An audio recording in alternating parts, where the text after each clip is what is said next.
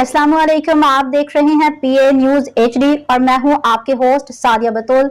शामिल करते हैं आज की अहम खबरें। शोरकोट सिटी खबर शामिल करते हैं पीए न्यूज़ के ब्यूरो चीफ मियां अजहर से। शोरकोट सिटी महकमा हेल्थ सुस्ती और लागर्जियां अरसे दराज काबिल तामीर होने वाला गायनी अस्पताल मुकम्मल फाल न हो सका। ज़राए से पता चला है कि इस अस्पताल का अमला और अद्वियात THQ में इस्तेमाल हो रही हैं, जबकि इस अस्पताल में एक नर्स को बिठा दिया गया है जो सिर्फ ब्लड प्रेशर चेक करने के अलावा कोई काम नहीं करती। सारा दिन फारिग बैठ के घरों को चले जाती है।